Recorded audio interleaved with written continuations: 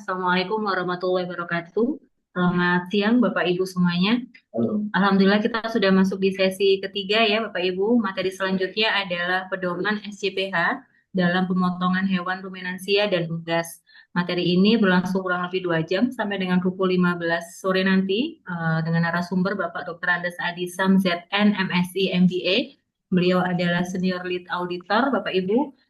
Beliau juga merupakan asesor halal dan juga konseptor untuk SJPH maupun konseptor SHKNI baik auditor halal maupun penyelia halal. Demikian Bapak Ibu, selama kurang lebih 2 jam nanti silakan berdiskusi, silakan bertanya langsung kepada narasumber Bapak Dr. Anas Adisam ya dengan raise hand terlebih dahulu atau bisa drop pertanyaan di kolom chat, nanti akan saya bantu untuk sampaikan kepada narasumber. Untuk selanjutnya saya serahkan kepada Pak Adisam untuk bisa memulai materinya. Silakan Bapak. Baik, Bismillahirrahmanirrahim. Assalamualaikum warahmatullahi wabarakatuh. Waalaikumsalam warahmatullahi wabarakatuh. Apakah suara saya bisa kedengaran di semua wilayah Republik Indonesia? Siap, Pak Rizal. Alhamdulillah. Pertama-tama marilah kita mengucapkan puji syukur kehadirat Allah Subhanahu wa taala atas limpahan rahmat dan karunia dari Allah Subhanahu wa taala. Kita bersilaturahmi, berdiskusi, saling berbagi informasi dalam kegiatan pelatihan auditor. Khususnya materi yang akan kita bahas adalah pedoman SCPH di rumah potong hewan, ruminansia dan unggas. Tak lupa selawat beserta salam kita sampaikan selalu kepada junjungan kita Nabi besar Muhammad Sallallahu Alaihi Wasallam.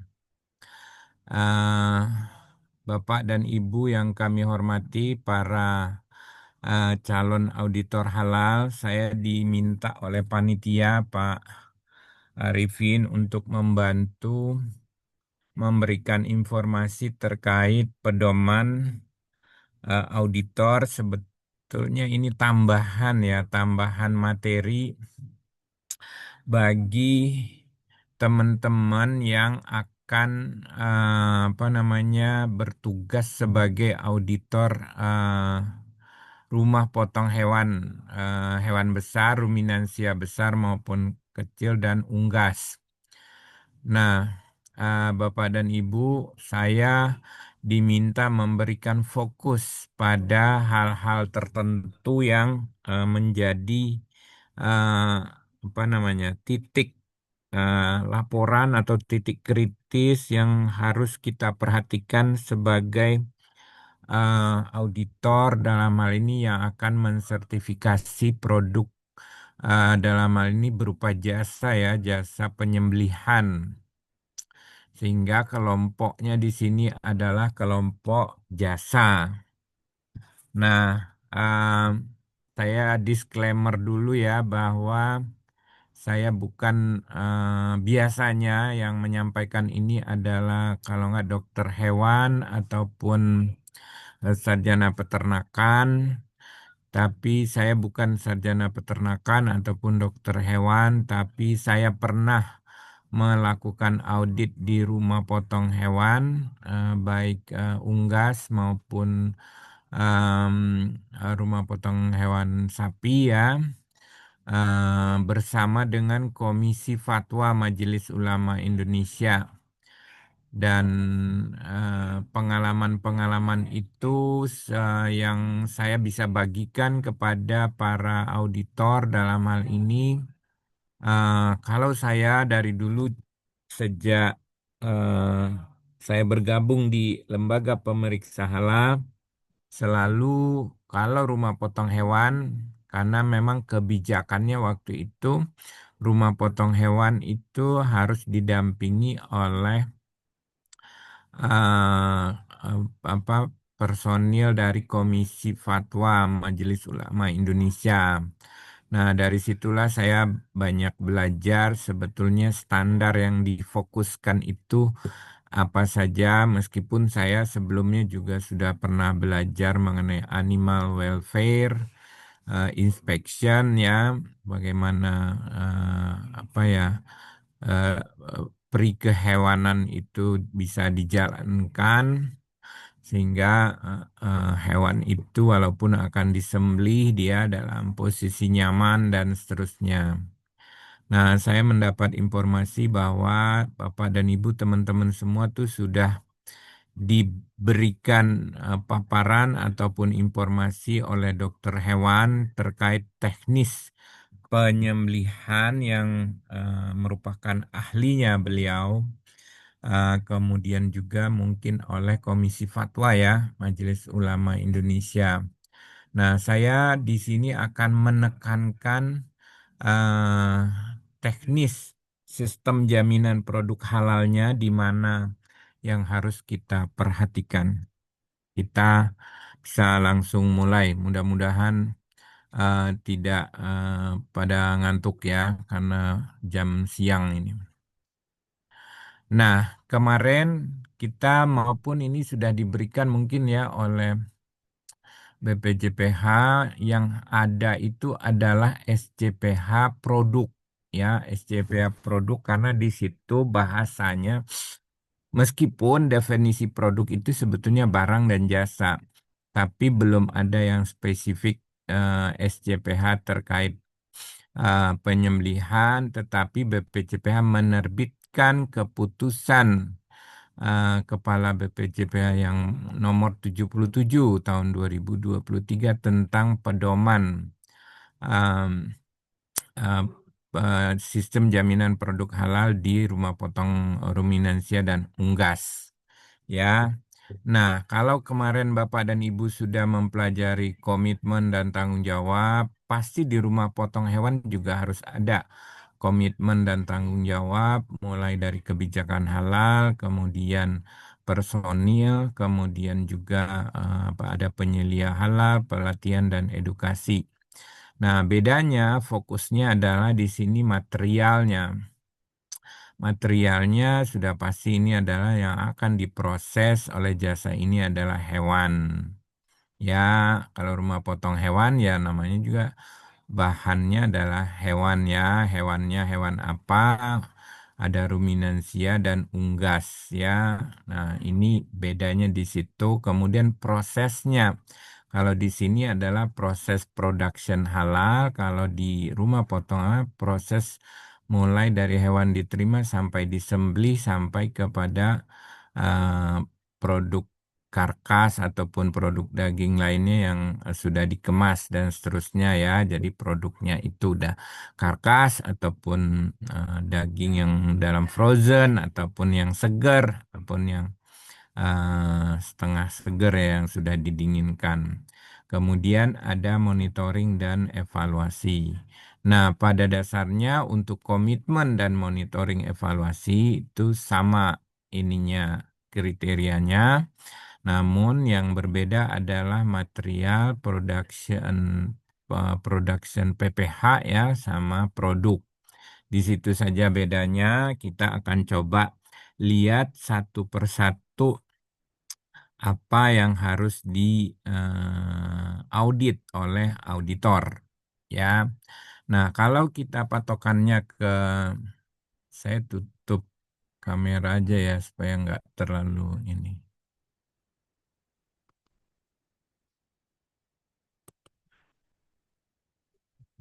Kalau kita lihat dari keputusan Kepala Badan Penyelenggara Jaminan Produk Halal nomor 77 tahun 2023, judulnya adalah Pedoman Penyelenggaraan Sistem Jaminan Produk Halal dalam Pemotongan Hewan Ruminansia dan Unggas. Nah, ini berupa pedoman sebetulnya. Pedoman bagaimana rumah potong hewan menyelenggarakan atau penyelenggaraan sistem jaminan produk halalnya seperti apa. Di sini titik kritis kehalalan dari rumah potong hewan atau tempat pemotongan hewan terdapat pada beberapa. Jadi yang pertama sudah pasti adalah proses penyembelihan dan pasca penyembelihan. Meskipun sebetulnya sebelum penyembelihan itu juga ada beberapa titik kritis di mana kalau sebelum penyembelihan misalnya ayamnya sudah mati, ya berarti itu kan jadi titik kritis. Apalagi itu sumbernya ya, sumber apa ayam atau hewannya hewan halal atau tidak ya kalau kita menggunakan sumber dalam bahasa umum ya. Nah, di sini yang pertama dipastikan adalah proses penyembelihan dan penanganan pasca penyembelihan.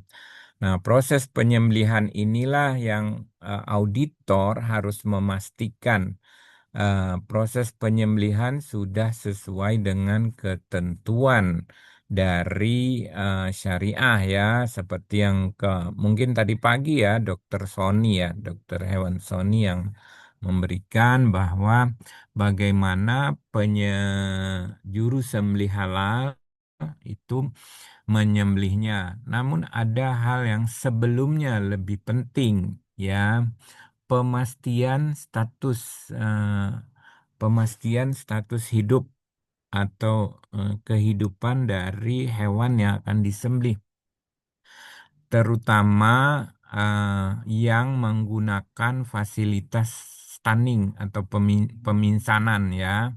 Jadi saya beberapa kali ikut dengan komisi fatwa, ternyata proses stunning itulah yang harus dipastikan dulu oleh auditor.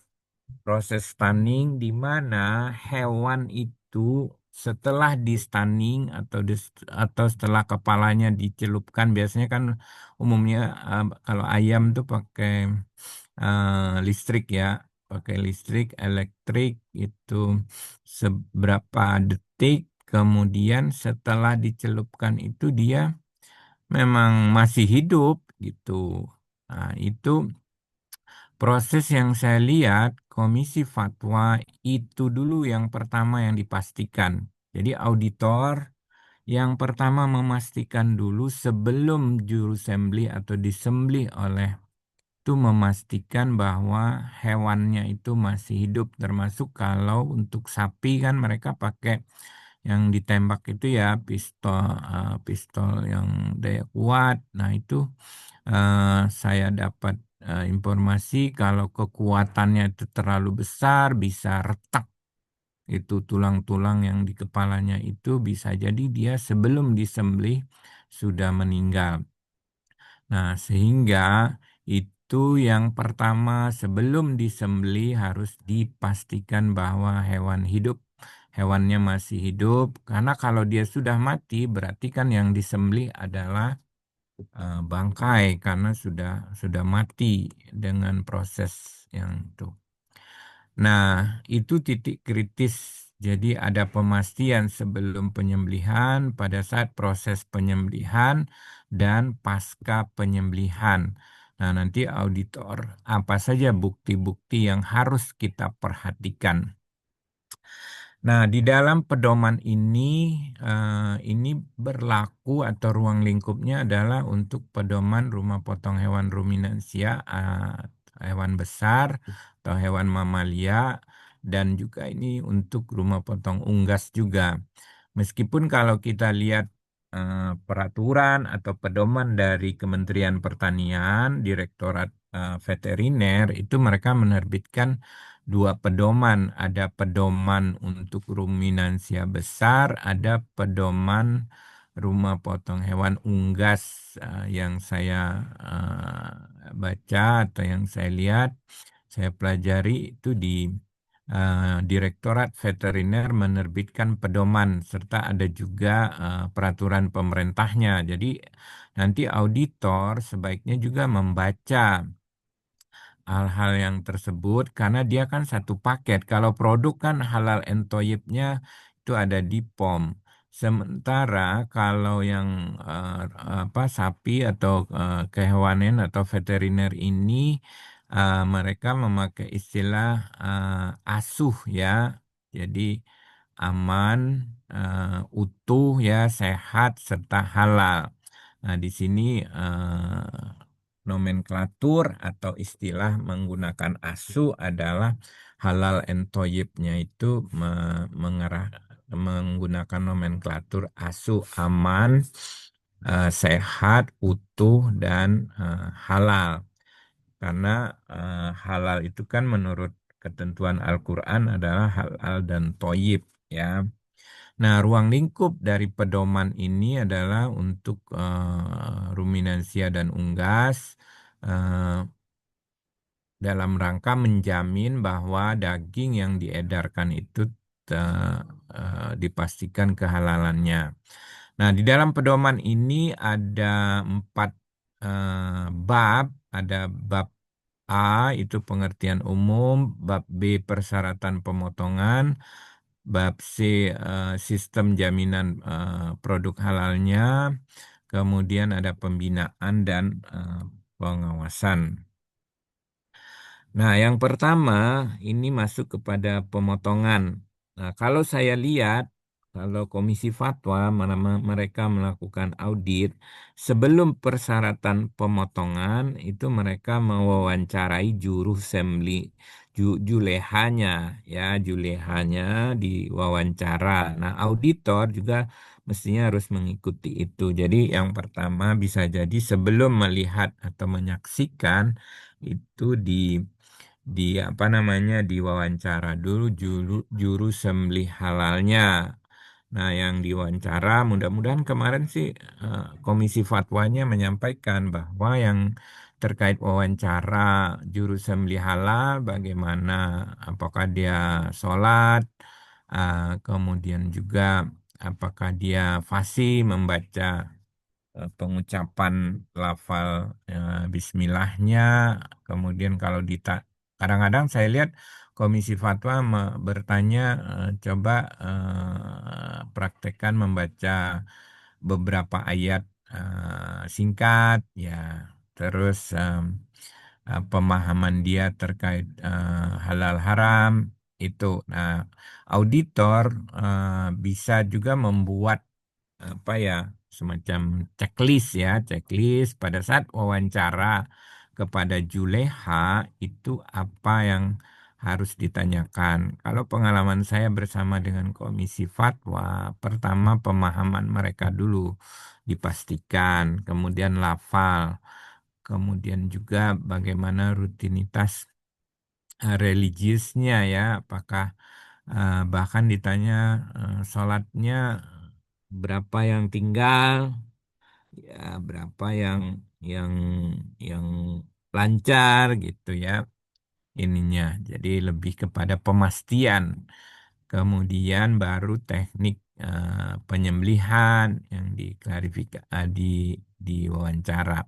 Nggak lama sih biasanya kalau Komisi Fatwa melakukan wawancara dengan juleha, karena kan juleha itu sebetulnya apa namanya profesi yang sudah sesuai standar SKKNI, ya, ininya. Namun kadang-kadang mereka pada saat diwawancara itu agak grogi dan lain sebagainya. Nah, pada bab 3 ini itu ada persyaratan hewan ternak yang ini. Jadi yang pertama itu harus dalam keadaan hidup ketika disembelih. Nah, makanya ini tadi sebelum disembelih harus dipastikan bahwa hewannya dalam keadaan hidup.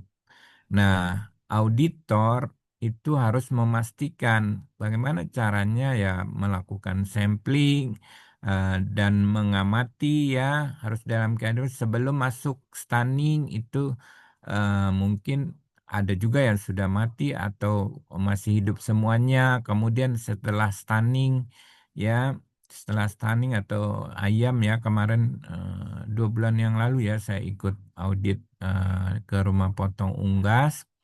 Ternyata berdasarkan apa namanya sampling oleh auditor, kita auditor dan Komisi Fatwa, dari 10 setelah jadi setelah deret 10 kita ambil 5 itu ada 4, 3 sampai 4 tuh mati ternyata. Nah, ternyata kalau kita jadikan volume besar, kalau di 10 aja ada 3 yang mati, berarti kan 3 jatuhnya bangkai. Sehingga kalau dia me- memotong misalnya 1.000, berarti eh, 3/10 itu eh, tercampur dengan apa namanya yang disangsikan tadi, yang mungkin sebelum disembelih sudah mati. Sehingga akhirnya harus difikskan lagi kondisi stunningnya. Ya, berapa detik, berapa aliran listrik, kemudian berapa lama di panjang traynya itu, kemudian dicelupnya berapa detik. Nah, itulah fungsi dari orang-orang atau auditor yang memiliki latar belakang yang sesuai, karena mereka pasti sudah belajar kalau dicelupkan sekian detik, mungkin yang mati apanya aja gitu atau yang lainnya. Nah, itu mungkin sudah diajarkan. Tapi sebagai auditor yang pertama harus dipastikan hewannya sebelum disembelih itu masih hidup. Kemudian hewannya harus memenuhi standar kesehatan hewan. Ya, berarti hewannya harus dalam keadaan sehat dan seterusnya ya. Jadi dia nggak apa namanya stres dan sebagainya. Kemudian tidak diberikan pakan yang mengandung babi atau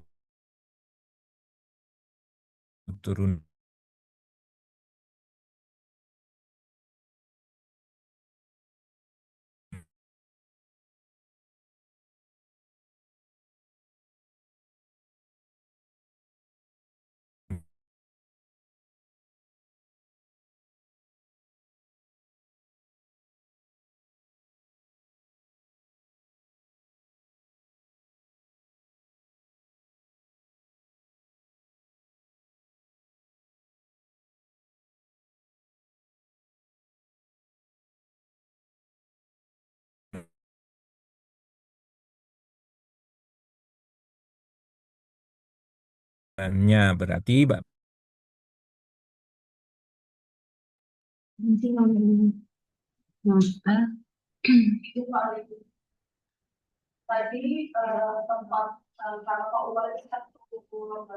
Mohon izin Bapak Ibu ditunggu.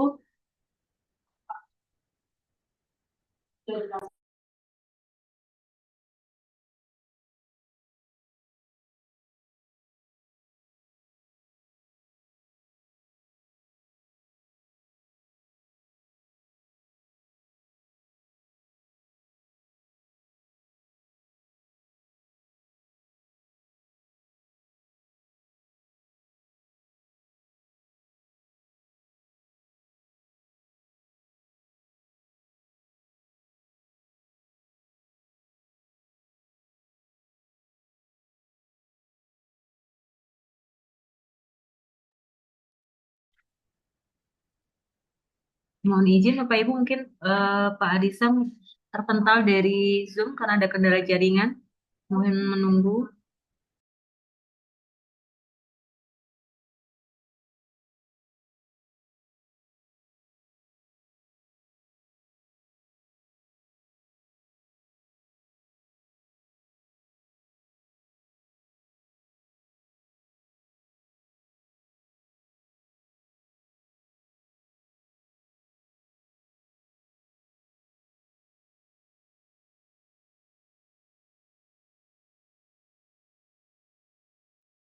oke, mohon maaf ya saya terlempar barusan.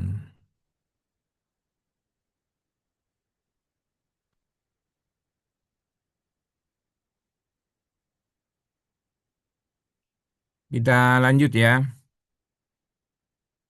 Bisa kelihatan? Terlihat Bapak. Oke, baik. Kita lanjut. Berikutnya adalah persyaratan tim manajemen ya, di mana tim manajemen di sini paling sedikit itu ada penyelia halal dan juru sembelih halal. Disinilah nanti auditor melihat bukti dokumen yang mereka miliki. Kemudian juga melakukan wawancara ya, wawancara keduanya. Kemudian eh, dalam hal RPH ruminansia menerapkan stunning, maka wajib memiliki petugas stunning yang terlatih.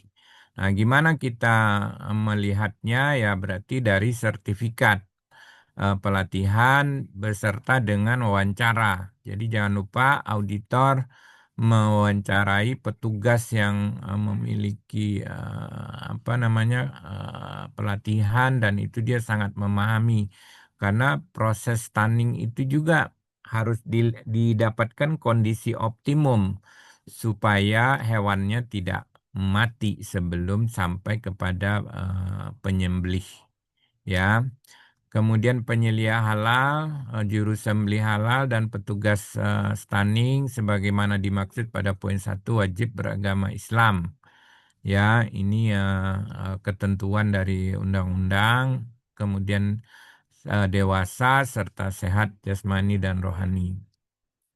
Syarat penyelia halal sudah pasti Bapak dan Ibu kemarin mungkin sudah diberikan memiliki sertifikat pelatihan dan atau sertifikat kompetensi, ada SK-nya ya dari perusahaan, dari RPH ya, dari rumah potong hewan, bersedia ditempatkan di lokasi ini mengawasi produk PPH, kemudian memahami titik kritis, memahami prinsip kesejahteraan hewan, dan mampu memvalidasi hasil proses stunning. Jadi proses stunningnya harus divalidasi oleh penyelia halal. Kemudian syarat juru sembelih halal sudah pasti Bapak dan Ibu udah tahu ya. Itu minimal 2 ya, memiliki keahlian menyembelih dan memiliki sertifikat. Dan berikutnya adalah alat penyembelihan. Alat penyembelihan ya ya harus sangat tajam ya. Ini mudah-mudahan sih nggak bosan ya. Mungkin udah diulang-ulang oleh narasumber sebelumnya juga bahwa alat penyembelihan itu harus tajam sesuai dengan standar keamanan food grade. Ukurannya juga sudah ada ya. Itu sesuai dengan ukuran leher dari ternak minimal 1,5 kali. Tidak boleh terbuat dari tulang, kuku, tanduk. Ini juga patokannya dari apa namanya keputusan fatwa Majelis Ulama Indonesia juga berbunyi seperti ini. eh, Ukuran, kemudian juga pisau yang digunakan, kemudian seluruh peralatan wadah dan permukaan yang kontak dengan daging dan jeroan tidak terbuat dari kayu dan bahan yang bersifat toksik, tidak mudah korosif ya. Nah, tentu ini Bapak dan Ibu selaku auditor harus diamati, harus dilihat ya. Kalau tidak bisa dipastikan berarti harus ada pembuktian berupa dokumen. Nah, berikutnya pra penyembelihan ya. Pra penyembelihan hewan ternak diangkut dengan kendaraan. Nah, ini sebelum Bapak auditor memastikan proses harus memastikan bahwa hewannya diangkut pakai apa. Ya, kendaraan khusus tidak digunakan ya untuk mengangkut babi. Kemudian juga kendaraannya memenuhi kesejahteraan hewan. Pengelola RPH harus mendokumentasikan data hewan ternak yang disembelih. Ya, nah ini berarti auditor harus melihat ya, melihat apa namanya dokumentasi. Nah, kemudian petugas berwenang melaksanakan pemeriksaan ya. Ini biasanya dokter hewan ya itu akan melakukan pemeriksaan antemortem. Ya, hewan ternak hidup tidak melihat hewan ternak lain yang sedang disembelih, pisau tidak diasah di dekat hewan yang akan disembelih. Ini mudah-mudahan sudah disampaikan oleh pemateri sebelumnya. Kemudian ada pra penyembelihan. Kalau dia tidak menggunakan stunning atau non stunning itu memiliki petugas yang terlatih dalam menangani hewan ternak. Ya, jadi kalau tidak stunning kan dia apa masih liar ya, sehingga harus ada yang mampu menangani hewan tersebut. Serta pada saat menangani harus memperhatikan kesejahteraan hewannya. Berikutnya, kalau untuk penyembelihan dengan stunning ya Bapak dan Ibu, mudah-mudahan sih sudah detail diberikan oleh pemateri yang lain bahwa yang diizinkan itu hanya stunning elektrik dan stunning mekanik non penetratif ya. Jadi Bapak dan Ibu, mudah-mudahan sudah diajarkan yang detail. Stunning elektrik itu kondisi yang paling ideal seperti apa, voltasenya berapa ya. Itu mestinya auditor yang akan mengaudit ke rumah potong hewan sudah sangat harus memahami, kemudian termasuk yang non penetratif, bedanya apa, kelebihan dan ininya seperti apa, kenapa pertimbangan seperti itu. Mudah-mudahan itu sudah diberikan. Yang jelas ini kalau aturan BPJPH stunning hewan ternak ruminasia yang diizinkan hanya stunning mekanik non penetratif dan elektrik. Nah, saya juga pernah audit di New Zealand. Itu pakai stunning yang elektrik ya. New Zealand tapi sapinya gede. Nah, itu yang harus kita pastikan sama kalau kemarin saya ngaudit di rumah potong ayam itu voltase sama berapa lama dia tercelup di situ. Karena itu kan masing-masing berbeda dengan setiap rumah potong hewan. Itu yang harus kita pastikan pada saat melakukan audit ya.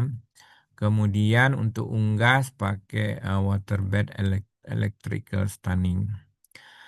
Nah, berikutnya penanganan hewan ternak dengan stunning dilakukan secara terkendali dengan menggunakan peralatan yang sesuai ya. Khususnya kalau yang ruminansia besar kan itu harus ada pengendalian yang apa namanya yang jadi kan dia sebelum disembelih itu kan dia pasti meronta-ronta segala macam. Nah, itu harus ada penanganan hewan ternak eh, di terkendali. Nah, memang itu kuncinya di sana fasilitas ya, fasilitas pengendalian apa boxnya, kemudian kekuatan dari pengangkat kalau sapinya itu sapi limosin besar itu pengendalian dan penanganannya harus lebih eh, buat. Nah, kemudian alat stunning dioperasikan sesuai dengan manual berdasarkan data hewan ternak yang akan disembelih. Nah, ini Bapak dan Ibu sebagai auditor dengan kondisi hewan ternak yang berbeda, kondisi stunning yang diperlukan itu juga akan berbeda. Jadi kalau menurut standar yang saya amati itu setiap akan mulai diperhatikan kembali oleh tadi petugas stunning dan penyelia halal memastikan kembali operasi stunningnya gitu karena eh, pernah saya mendapatkan itu menggunakan kondisi stunning yang 2 hari sebelumnya ternyata ayamnya itu banyak yang lebih kecil ininya beratnya sehingga eh, belum waktu pencelupannya itu sama dengan yang sebelumnya ternyata dia udah mati ininya sehingga perlu sekali auditor memastikan ya kalau auditor tidak didampingi oleh Komisi Fatwa Majelis Ulama Indonesia. Kemudian perhatikan lagi alat stunningnya, perawatan itunya bagaimana. Ternyata maintenance-nya juga harus dipastikan penyaluran elektriknya seperti apa. Sehingga Bapak dan Ibu harus mengecek sebagai auditor rekaman dari pemeliharaan atau rekaman maintenance dari alat stunningnya. Kemudian stunning hanya menyebabkan hewan pingsan sementara tidak menyebabkan kematian dan tidak menyebabkan kerusakan tengkorak sampai menembus ke dalam otak apabila menggunakan stunning penetratif. Jadi ya ini yang harus dipastikan oleh auditor bahwa sebelum disembelih itu hewannya masih hidup ya, tidak eh, sudah, artinya kalau dia sudah mati berarti kan yang disembelih jatuhnya jadi bangkai gitu. Kemudian penyelia halal melakukan verifikasi dan dokumentasi hasil stunning, itu sudah ada formatnya. Berikutnya, Bapak dan Ibu, proses penyembelihan. Penyembelihan itu dengan niat ya, melafazkan tasmiyah. Nah, pada saat auditor mewawancara wawancara juru sembelih halalnya, itu dipastikan bahwa lafal tasmiyahnya itu sesuai dengan ketentuan ya. Khusus untuk unggas jumlah tertentu, lafaz tasmiyah dapat dilakukan secara jamak ya. Ini mudah-mudahan sudah diberikan secara detail oleh Komisi Fatwa Majelis Ulama Indonesia, di mana penyembelihan dilakukan dengan mengalirkan darah melalui pemotongan saluran ya, 3 saluran. Ada saluran esofagus, mar'i, saluran pernafasan, dan saluran pembuluh darah. Intinya ketiga-tiga saluran ini, saluran makanan, saluran pernafasan, saluran darah itu harus putus, dan Bapak dan Ibu auditor harus membaca kembali Fatwa MUI nomor 12 ya tahun 2009. Bisa juga di dalam beberapa referensi juga sudah menyatakan demikian.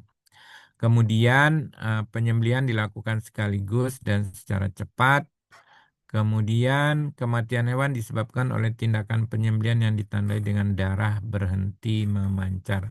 Berarti itu sudah tanda-tanda kematian. Nah, makanya biasanya dokter hewan atau sarjana peternakan itu sudah terlatih itu mencirikan, oh ini dia sudah mati gitu. Karena pengalaman saya kemarin waktu audit unggas, ternyata secara kasat mata itu sudah mati, tapi dilihat salurannya tadi ternyata masih hidup, masih ada nadi, masih ada pernafasan.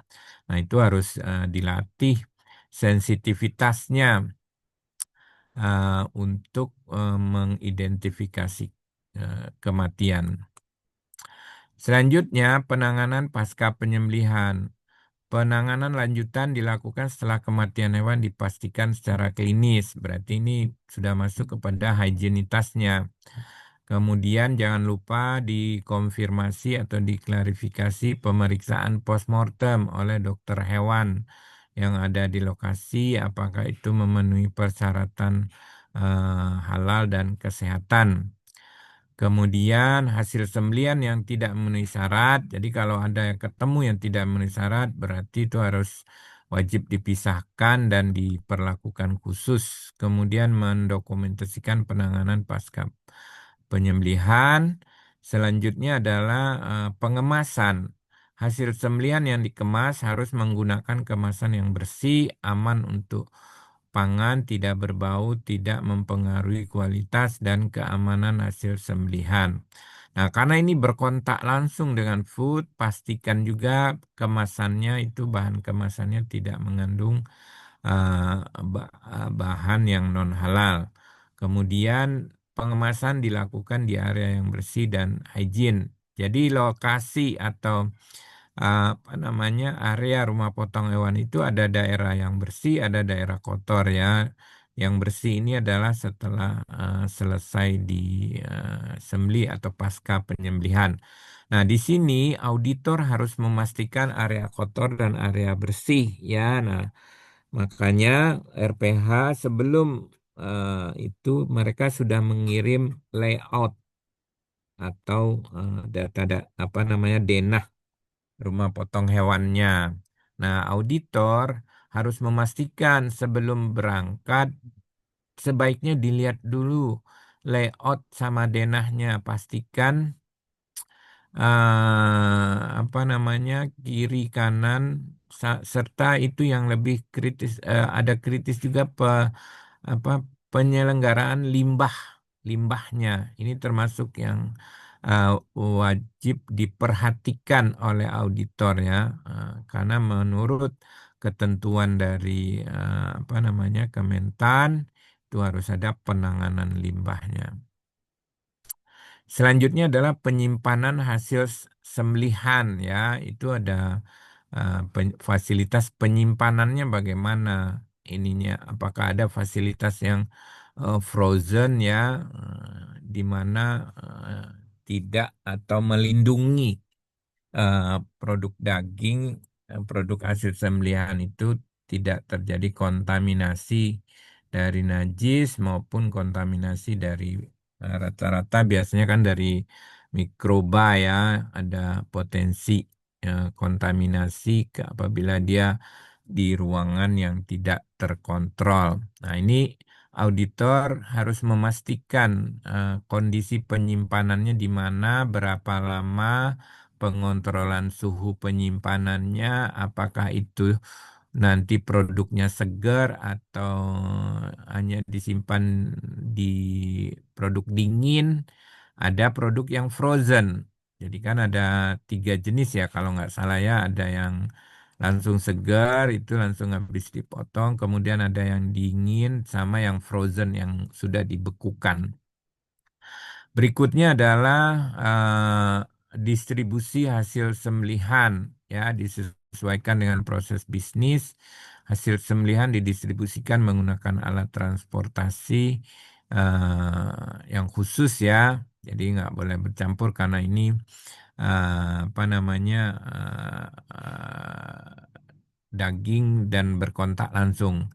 Nah, saya pernah juga mengaudit di logistik tempat penyimpanan daging. Nah, kalau memang dia sudah dedicated, wajib dedicated. Jadi kalau dia udah menyimpan babi, kalau di logistik, ya babi seterusnya, nggak bisa gonta-ganti. Walaupun dia mungkin sudah dikemas. Nah, kalau saya waktu audit, saya menyarankan dedicated. Nah, mewajibkan dedicated karena eh, apa namanya itu apa bisa berpotensi terjadinya kontaminasi. Kemudian tadi salinan sertifikat ya dapat dicantumkan pada tempat penjualan hasil sembelihan. Berikutnya adalah label halal, itu dicantumkan pada hasil sembelihan atau pada bagian atau tempat tertentu pada produk sesuai dengan ketentuan dari BPJPH, itu tempat yang terlihat, mudah diidentifikasi. Dalam hal RPH tidak melakukan pengemasan, maka RPH harus menyertakan dokumen mengenai status kehalalan terhadap hasil sembelihan yang dikeluarkan dari RPH. Ya, jadi ada biasanya surat ya kalau di RPH itu menerbitkannya. Kemudian RPH harus menjamin hasil sembelihan yang tidak dikemas tidak terkontaminasi. Nah, jangan lupa auditor memastikan ini harusnya di step one ya. Audit tahap pertama memastikan legalitas. Legalitas NIB, NIB-nya juga KBLI-nya dicek ya. Auditor harus memastikan bahwa dia memiliki KBLI yang sesuai ininya. Jadi NIB-nya mesti dilihat di lampiran. Ya, kemudian juga dalam hal RPH didirikan oleh pemerintah, NIB dapat digantikan dengan SK pendirian oleh pimpinan setempat ya.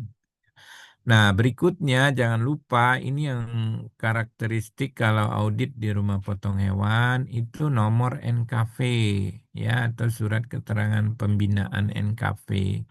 Ini harus dipastikan mereka sudah memperoleh. Jangan sampai itu apa namanya tertinggal informasinya bahwa RPH-nya belum memiliki nomor kontrol veteriner atau NKV.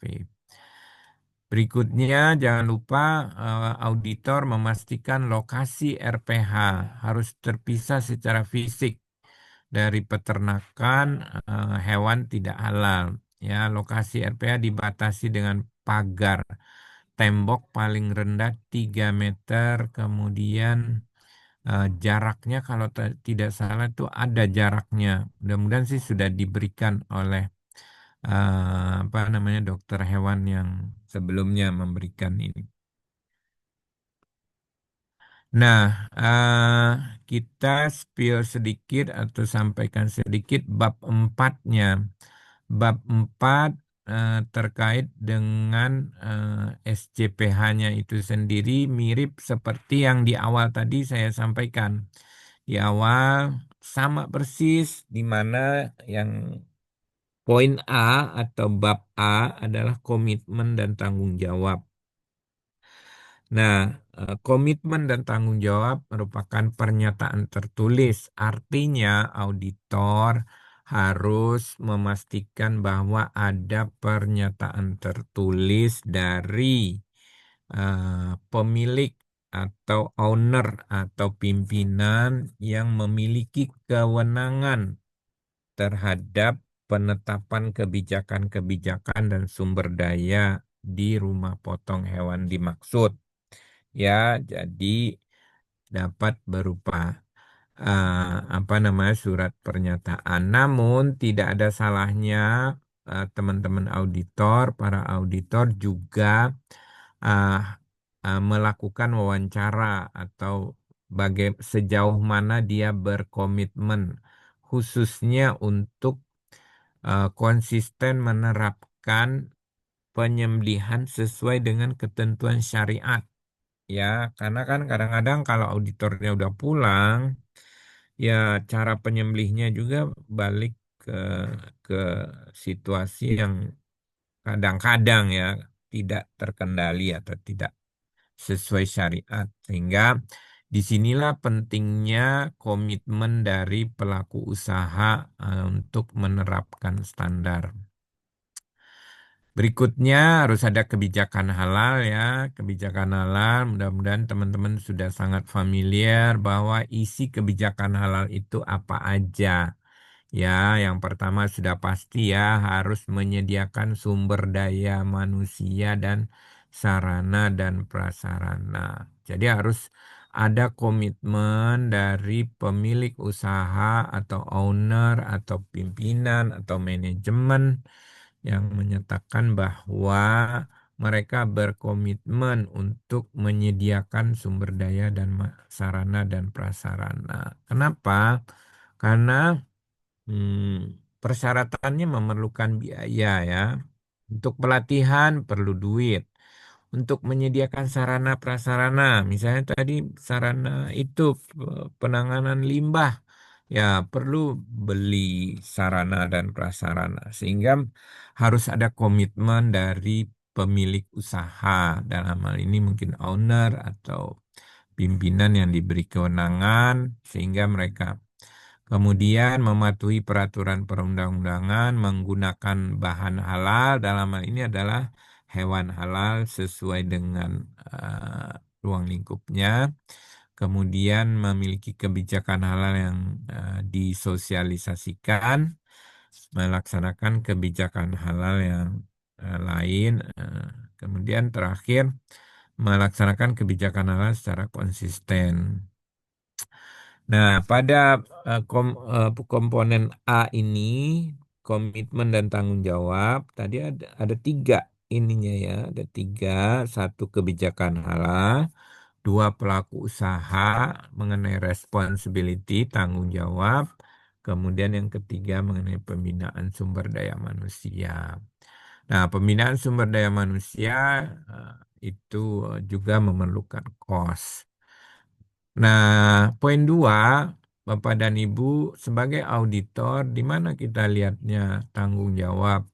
Nah, tanggung jawab biasanya dilihat di manual, ya, dilihat dulu di manual. Nah, kemudian baru diklarifikasi kepada masing-masing ya, benar nggak tanggung jawabnya seperti apa ininya. yang ditetapkannya, sejauh mana realisasinya, ya. eh, Harus tersedia personil yang dilatih gitu. Nah, itu kan pelatihan memerlukan sumber daya ya, memerlukan biaya, memerlukan kebijakan. Jadi siapa yang berhak atau yang bertanggung jawab untuk menetapkan itu? Kemudian ada surat penetapan penyelia halal. Nah, nanti Bapak dan Ibu selaku auditor tinggal konfirmasi. Kemudian, nah, umumnya kalau saya perhatikan karena audit di mana namanya rumah potong hewan ini, kalau di dalam negeri umumnya malam gitu. Kalau saya pernah audit di New Zealand untuk rumah potong hewan itu siang, apa siang, tapi kenapa di Indonesia kebanyakan malam mulai motongnya ya. Tapi saya pikir mungkin karena mau dijual pagi, karena mau dijual pagi atau didistribusikan pagi sehingga motongnya itu kadang-kadang jam 1 ya.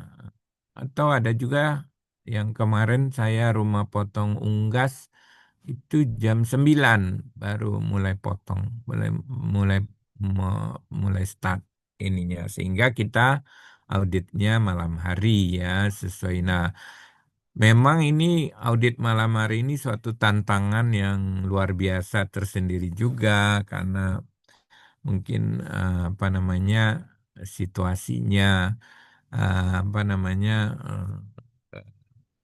jam istirahat ya dan lain sebagainya sehingga auditor juga harus menyiapkan diri dalam kondisi itu. Pembinaan sumber daya dalam bentuk pelatihan baik pelatihan internal maupun pelatihan eksternal. Nah, ini tadi pada butir B, kalau di SCPH yang produk itu bahan. Sementara yang di SCPH RPH, bahan itu adalah hewan ternak. Ini tadi sudah saya bacakan persyaratannya harus dalam keadaan hidup. Ketika disembelih memenuhi standar kesehatan hewan, tidak diberikan pakan yang mengandung babi dan turunannya. Kemudian juga dapat diberikan pakan atau unsur bahan baku yang lain, tapi kadarnya tidak lebih banyak dari bahan baku yang suci. Berarti kan ini Bapak dan Ibu auditor harus melihat dokumen dan harus melakukan trace penelusuran. Nah, berikutnya adalah proses produk halal. Kalau di dalam ini namanya PPH ya, di dalam sistem jaminan produk halal. Nah, yang pertama, auditor sudah pasti harus melihat dulu kiri kanan. Begitu sampai di RPH, lihat lokasinya di mana. Ya, lokasinya tetangga kiri, tetangga kanan, belakang, penyaluran. Karena ini ada kewajiban juga proses penanganan limbahnya seperti apa.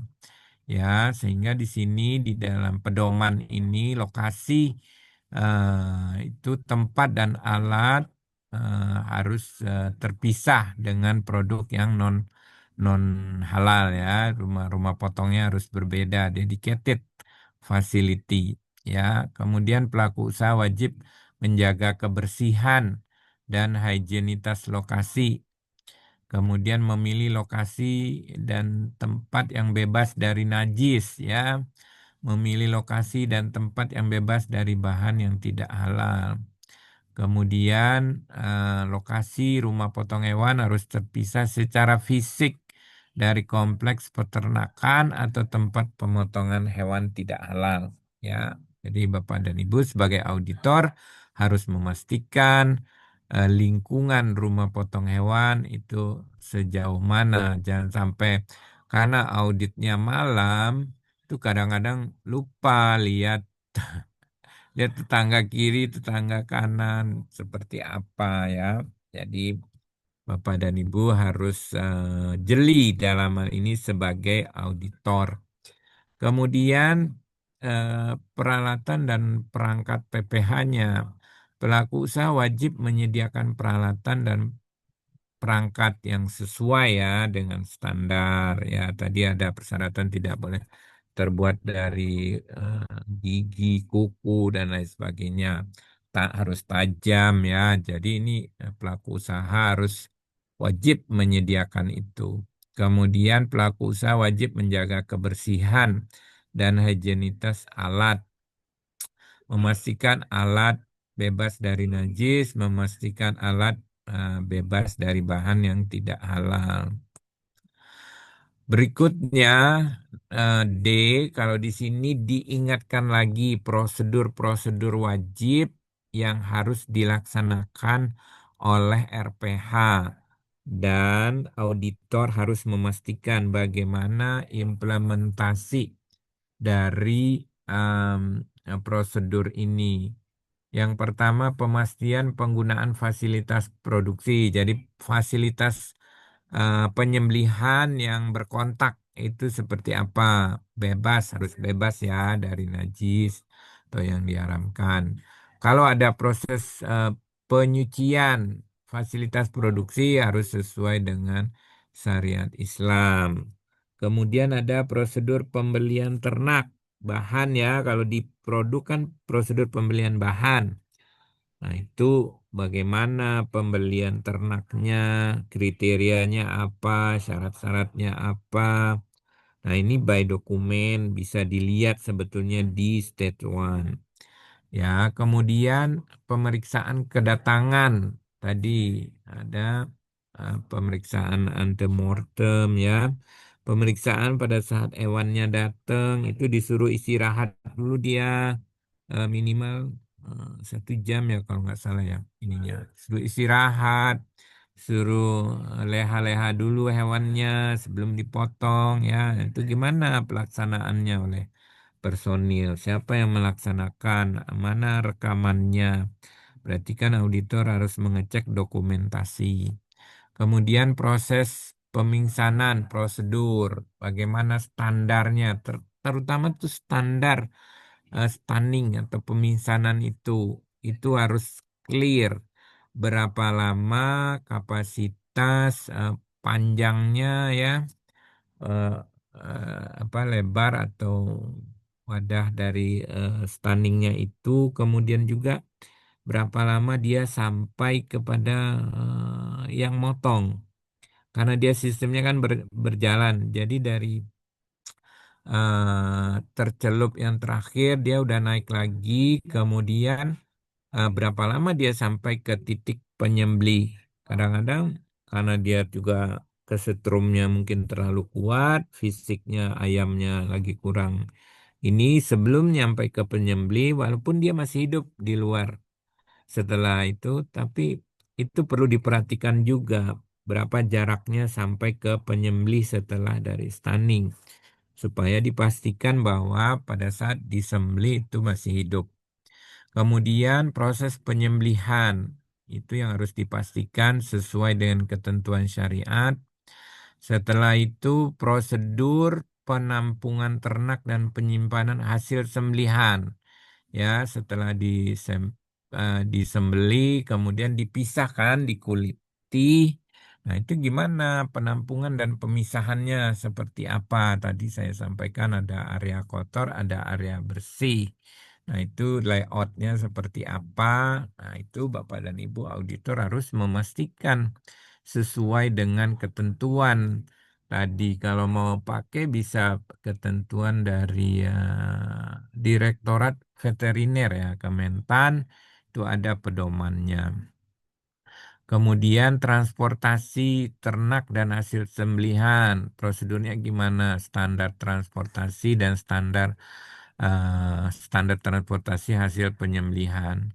Kemudian ada perawatan, kalibrasi dan validasi alat stunning. Ya, kalau dia menggunakan stunning, berarti bapak-bapak harus ngecek itu, jangan-jangan itu kan ada ininya apa namanya itu yang berjalan itu.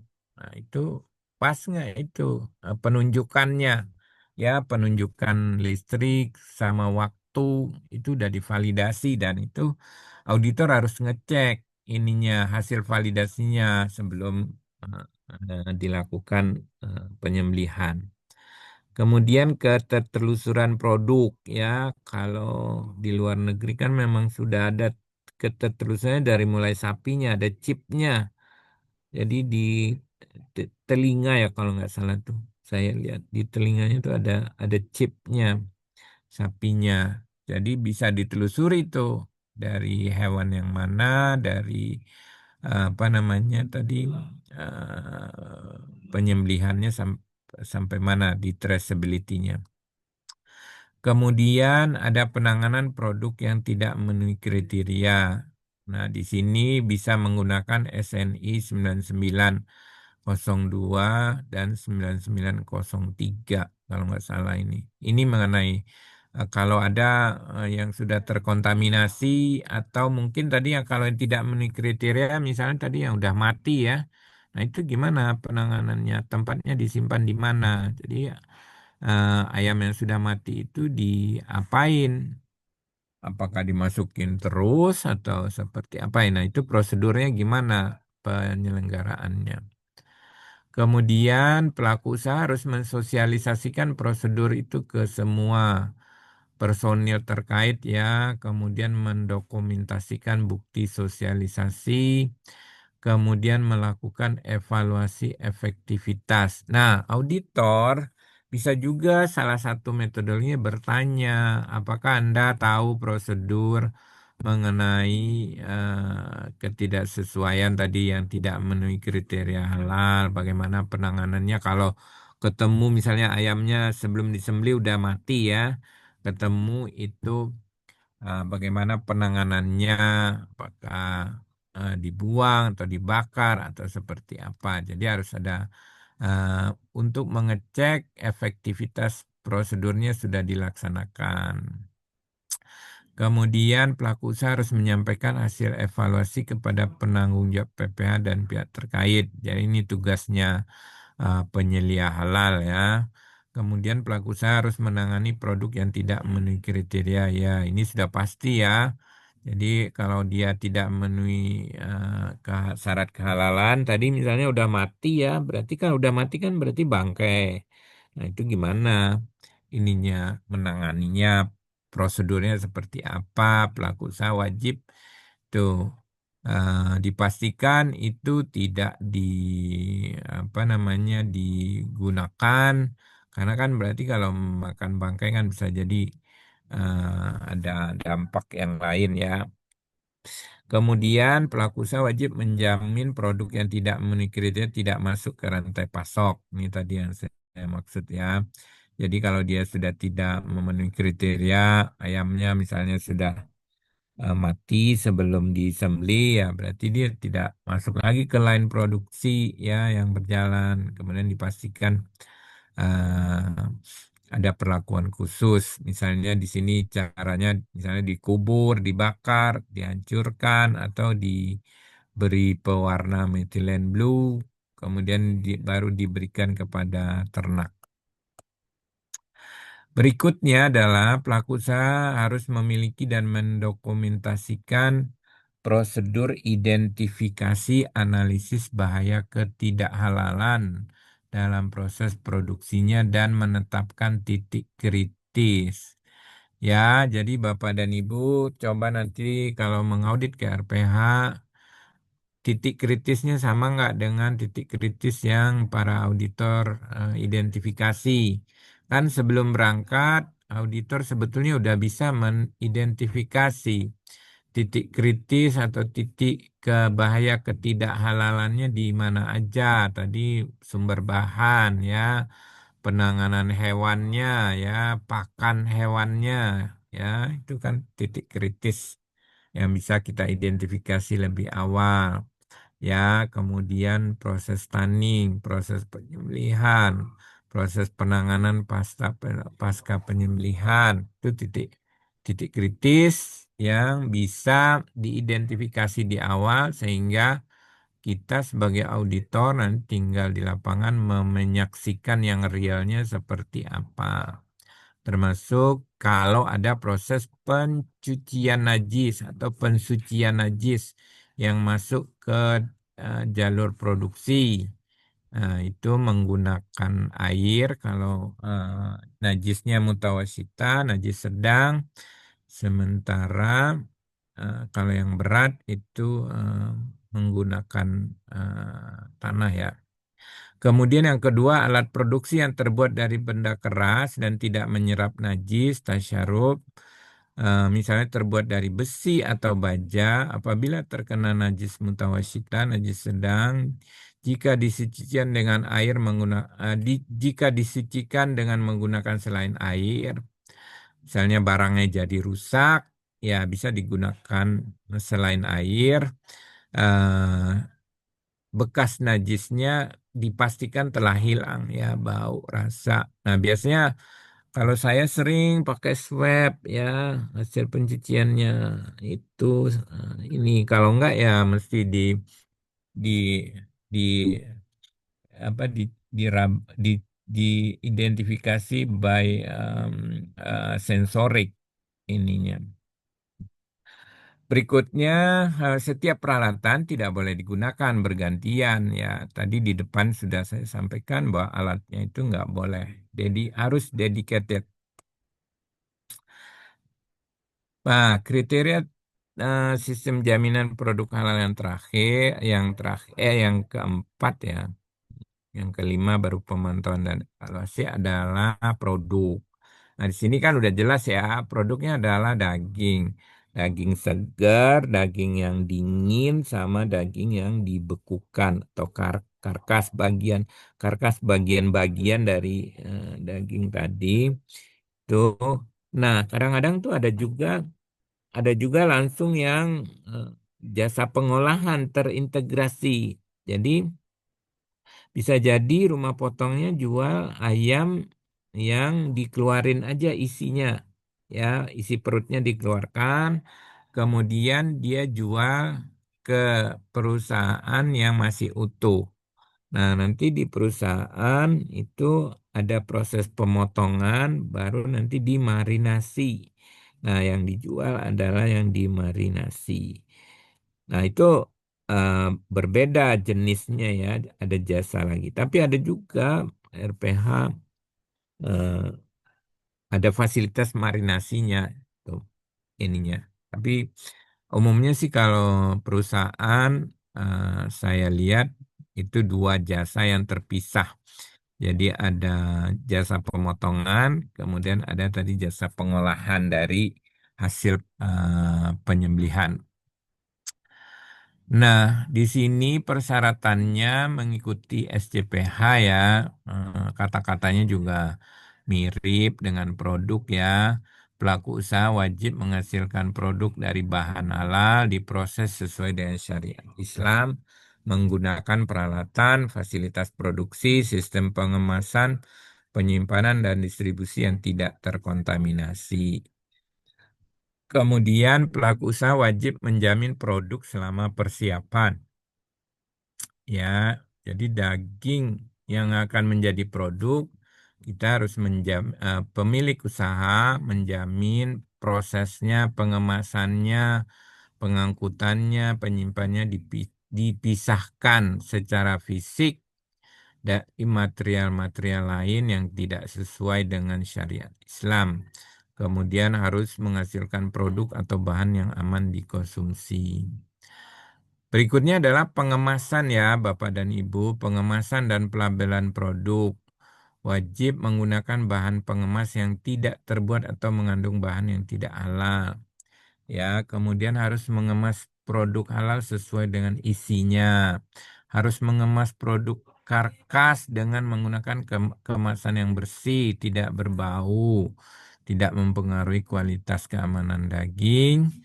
Pelaku usaha harus mendesain kemasan, tanda, simbol, logo, nama, gambar yang tidak menyesatkan dan atau melanggar prinsip syariat Islam ya. Saya yakin Bapak dan Ibu sudah khatam ini mengenai label produk ya. Pelaku usaha wajib mencantumkan label halal sesuai ketentuan. Ya, kemudian pencantuman label halal dibuktikan dengan dokumen sertifikat halal.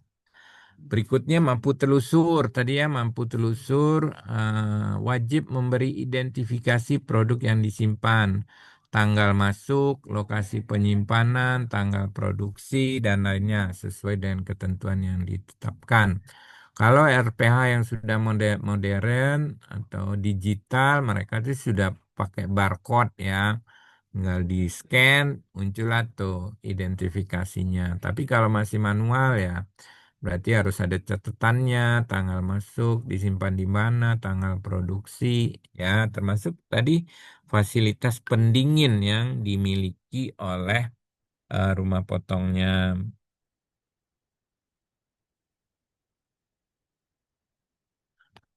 Berikutnya adalah wajib menjamin ketertelusuran bahwa produk berasal dari ternak yang memenuhi kriteria. Jadi tadi kalau sudah dari asal hewannya itu bisa ditelusuri. Ini hewannya hewan sakit atau sehat sehingga nanti ada dokumen pemeriksaan antemortem postmortemnya itu bisa ditelusuri eh, apabila terjadi sesuatu di belakang hari ya. Kemudian harus ada prosedur ya, prosedur ketertelusuran. Kemudian wajib menjamin ketertelusuran informasi asal ternak ya. Jadi ketertelusuran harus bisa mengidentifikasi sampai asal ternak di setiap proses penyembelihan. Terakhir, syaratnya adalah pemantauan dan evaluasi. Pemantauan dan evaluasi ini ada dua yang utamanya, yaitu audit internal dan kaji ulang manajemen. Ya, di sini di standar ditetapkan audit internal minimal 1 tahun sekali untuk memantau penerapan SCPH-nya.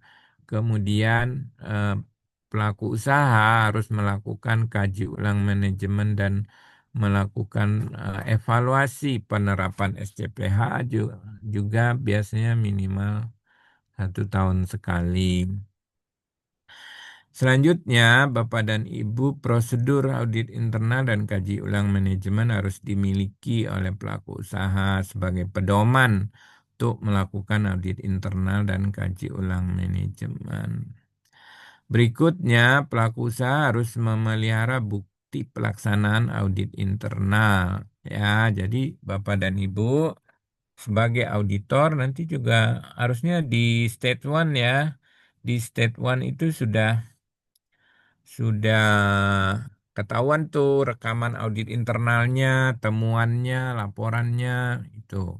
Supaya nanti pada saat di lapangan Bapak dan Ibu tidak lagi eh, habis waktunya untuk melihat dokumen-dokumen pendukung. Apalagi kalau audit di RPH kan malah mari ya, kadang-kadang dokumen juga susah ngelihatnya.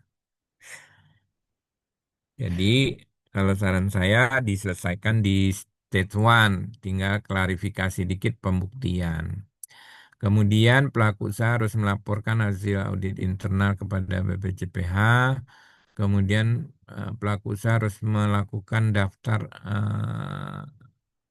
melapor melakukan daftar komposisi bahan dan PPH setiap 6 bulan. Ini melaporkan harusnya.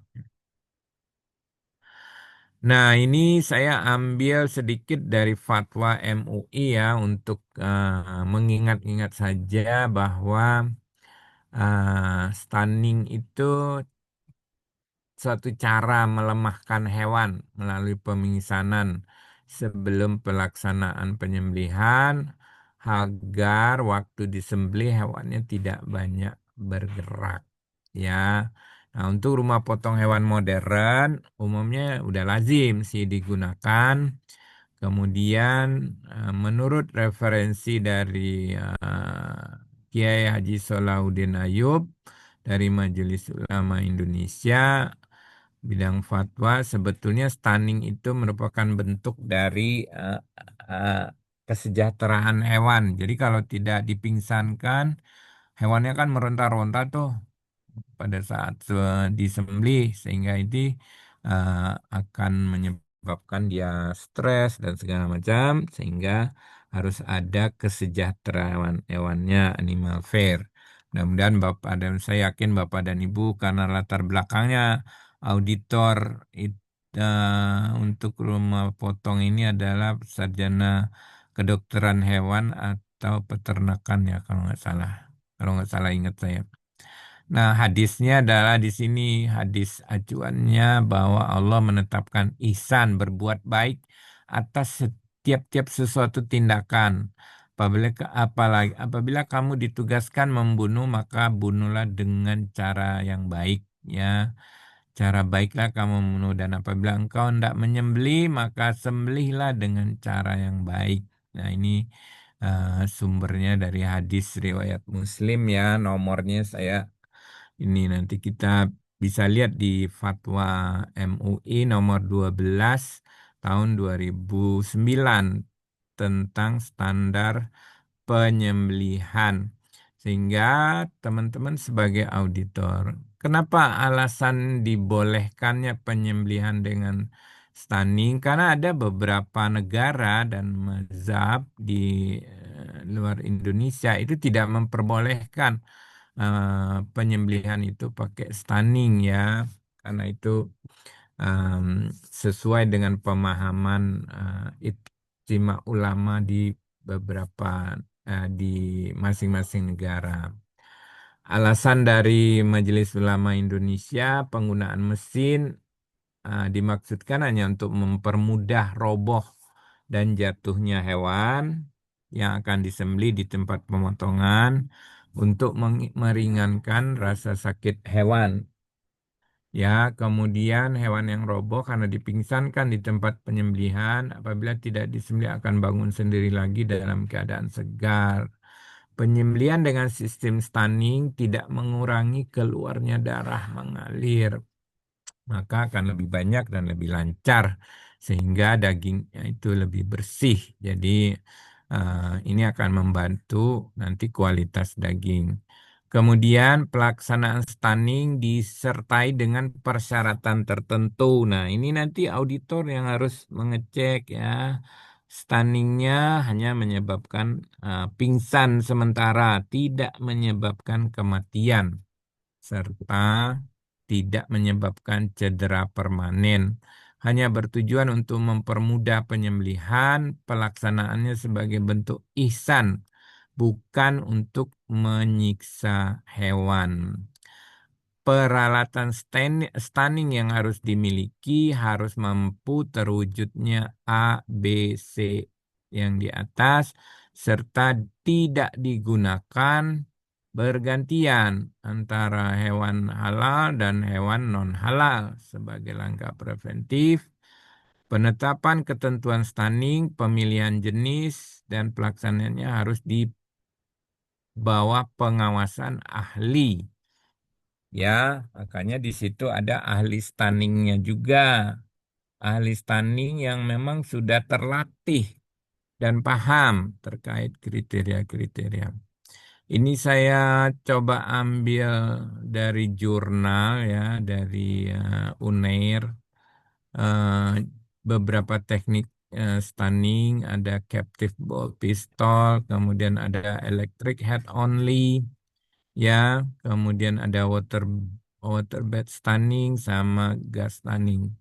Setahu saya Indonesia tadi hanya dua ya, water stunning sama eh, captive ball pistol. Acuannya ini Bapak dan Ibu tadi keputusan Kepala BPJPH nomor 77 tahun 2023. Kemudian ada pedoman-pedoman juga dari Direktorat Veteriner, Bapak dan Ibu bisa gunakan itu. Kemudian juga ada PP ya kalau nggak salah. Termasuk PP 42 ya kalau dari sisi halalnya. Eh, Demikian paparannya dari saya. Sementara Bapak dan Ibu yang nanti yang akan bertugas sebagai eh, auditor di rumah potong hewan, ya memang harus memahami dengan sangat detail dan teliti Kuncinya adalah Bapak dan Ibu tadi pastikan bahwa stunningnya itu sesuai dan dilakukan sampling ya, sampling. Karena kalau saya lihat, saya memperhatikan setiap berapa, misalnya tadi setiap 10 setelah lewat dari stunning, kemudian diambil beberapa, kemudian dicek itu berapa yang mati dan berapa yang masih hidup sebelum sampai ke tukang jagal atau tukang sembelihnya. Ini sementara paparannya saya lihat ada nggak ya yang Sambal ngecat? ini bahan tidak kritis seperti bumbu-bumbu segar, bawang putih, bawang merah sampai dengan Ada bawang putih, bawang merah itu. Merah. Eh, Catnya tadi saya kan eh, Cuma kalau terlempar, tidak Mbak dalam dirawat Aulia. selesai. iya, belum Catnya ada Pak. Ini di daftarnya ini. Belum ada Pak untuk yang bertanya langsung di kolom chat. Mungkin Bapak Ibu bisa bertanya langsung kepada Pak Adisa. Silahkan ya, open mic Bapak Ibu. silakan Bapak dan Ibu Silahkan. para dokter hewan ini semuanya dokter hewan apa sarjana peternakan ya? Ada yang dokter hewan, ada juga dari umum Pak. Ada Tapi yang bukan, mayoritas ada yang bukan Pak. ada yang bukan ya? Ada yang bukan. Oh, ya, hebat kalau yang bukan ya. Dokter hewan. Kalau dokter hewan sudah paham ya Pak ya. Baik Iya, Bapak, mohon izin ini dokter ada. hewan kan yang meriksanya Jadi kalau antemortem bahan-bahan postmortem tapi bahan-bahan yang kesehatan. tidak memerlukan. Tapi memang mayoritas dari dokter hewan Pak Arisa. Iya, jadi Kalau pesennya bawang putih, pesennya dari BPJPH Bumbu segar gitu aja. pada saat melakukan audit yang tadi dibuat, proses stunning harus dipastikan yang itu dia tidak diperlukan, apa namanya? yang tidak dipersyaratkan, dan juga halalnya. Silakan Pak Pak Ada Arahap ya. Pak Rahmat, Pak Rahmat Perkasa, silakan Pak on permit. Jadi tahu kok itu. Baik, terima kasih Ibu Aulia dan Bapak Adisam. Iya. Izinkan saya Rahmat dari Pontianak, akademisi. Eh, Tadi saya agak terlambat, tapi eh, apa masih ada pertanyaan? Apakah sudah dijelaskan atau belum? Eh, dari kita memotong hewan dari satu ternak ke ternak lain, dari satu hewan ke hewan lain. Mm. Apakah itu harus dicuci dulu alat potongnya? Karena kalau menurut saya ada risiko eh, mutan najis itu ya, ada najis yang dari darah atau dari rumen. Nah, mohon Oh, arahannya Pak. Ya, iya. Kalau saya mengamati ya Pak, mengamati kalau disitulah tadi fungsinya kita sebagai auditor dan fungsinya tadi penyelia halal Pak, penyelia halal. Kalau ada potensi tadi terkontaminasi, harusnya penyelia halalnya sudah menyetop dulu melakukan pergantian. Nah, Bapak bisa lihat dari rekamannya, rekaman penyelia halal dia waktu mengawasinya itu seberapa frekuensinya, frekuensi pengawasannya, terus apa yang dia amati, apakah tadi ada potensi terkontaminasi dari najis itu yang Bapak khawatirkan nanti ada potensi jadi Nah, kalau memang itu potensinya besar dan ada kejadiannya, mau tak mau harus disucikan ya Pak ya. Kalau itu ditemukan, sepemahaman saya, kalau ditemukan berarti harus disucikan. Tapi Bapak nanti lihat sesuai dengan kondisi masing-masing. Kalau saya sih belum menemukan. Saya pernah mengaudit di, di di New Zealand itu ada sekitar 3 sampai 4 rumah potong hewan. Saya pernah ke sana, kemudian di Semarang pernah juga tuh, tapi rata-rata hewan besar, sapi. Nah, kalau unggas saya 2 bulan yang lalu itu saya mengaudit di Banten, mendampingi jadi kalau saya alhamdulillah eh, selama ini didampingi oleh Komisi Fatwa, jadi fokus ke penyembelihan sama ada dokter hewannya. Gitu, Pak. Ya, kalau memang itu potensinya besar, harus disucikan, Pak. Betul.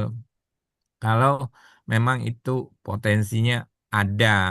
Tapi saya belum pernah ketemu, karena mungkin ketemunya rumah potong hewan yang udah udah udah rapi ya, Pak ya, udah besar, udah digitalisasi, udah apa namanya yang sering tuh elektrovoltnya itu udah kalibrasinya udah pas.